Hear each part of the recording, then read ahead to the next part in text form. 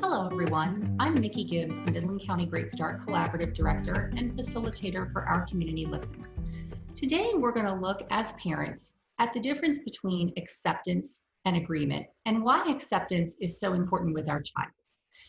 We're going to share some parenting skills that may be new to some or a refresher for others to help us now and in the future. As with everything we do as a parent, we are helping our child's brain develop. A child's brain is not fully developed until about age 22 to 24. As our child develops and grows, our primary goal is to strengthen connection with our child because strong connection helps in whatever situation we find ourselves. Today, let's take a few minutes and look at the difference between acceptance and agreement and how this can impact our relationship with our child. A child or teen's self-acceptance comes from others' acceptance of them. Take a minute and think about when and maybe with who you have felt accepted in the past. How did you feel around that person? For me, it was my grandmother who passed away this last year. She was the person in my life that made me feel accepted. She was empathetic with my feelings, she honored my choices and opinions, and she identified with the things I valued in my life. We were somewhat similar creatures, but her acceptance went well beyond the ways that we related to one another. The acceptance I felt from her was unspoken, but I could feel it in our interactions.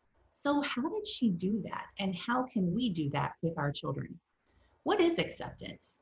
Acceptance is not agreement. Acceptance is something we need to practice intentionally to really master.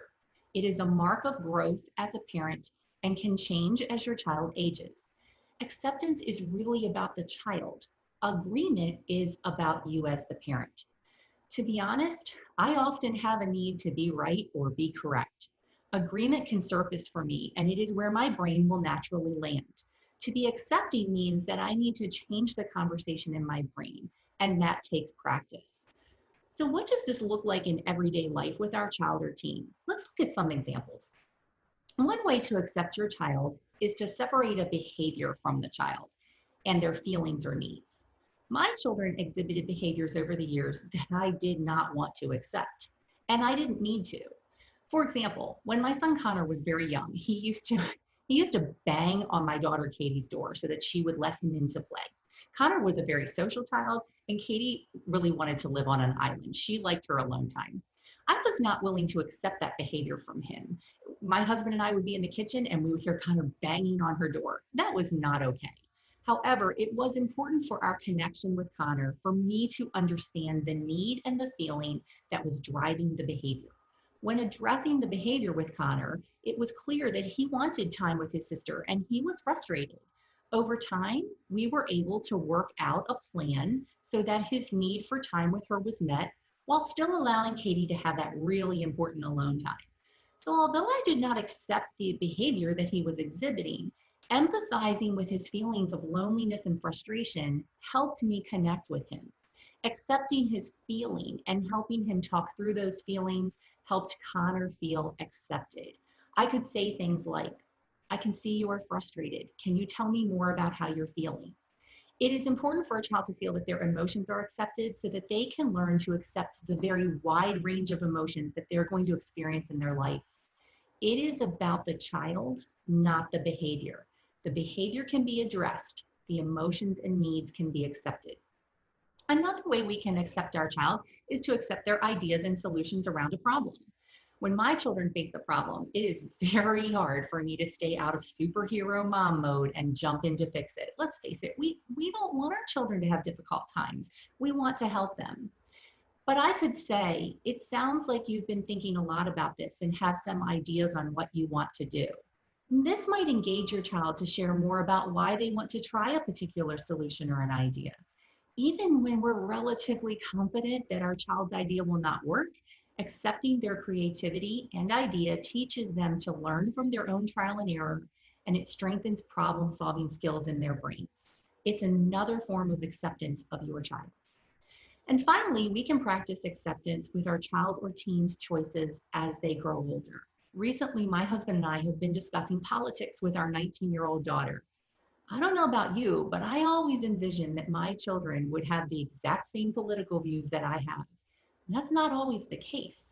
In those discussions, it is important for me to refrain from sharing my views right off the bat.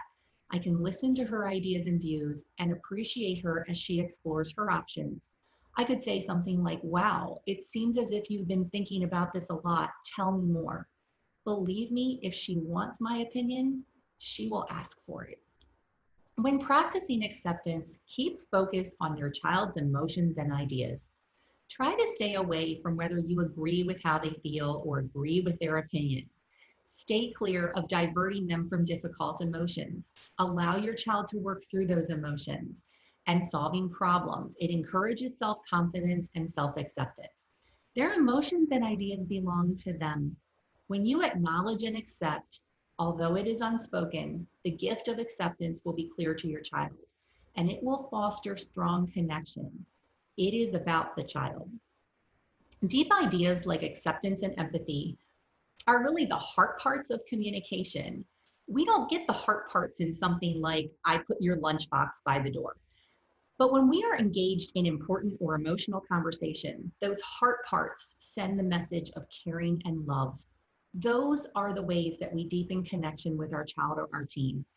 I have to tell you, my children are 17 and 19. And if I think back over the years to any sort of age stage that they were in, I'm pretty sure I can't remember more than one or two areas with which I strongly disagreed with my children.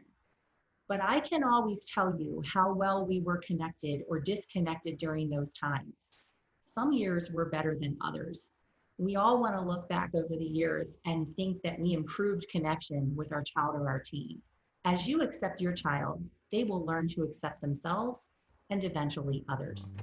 Thank you for joining me today.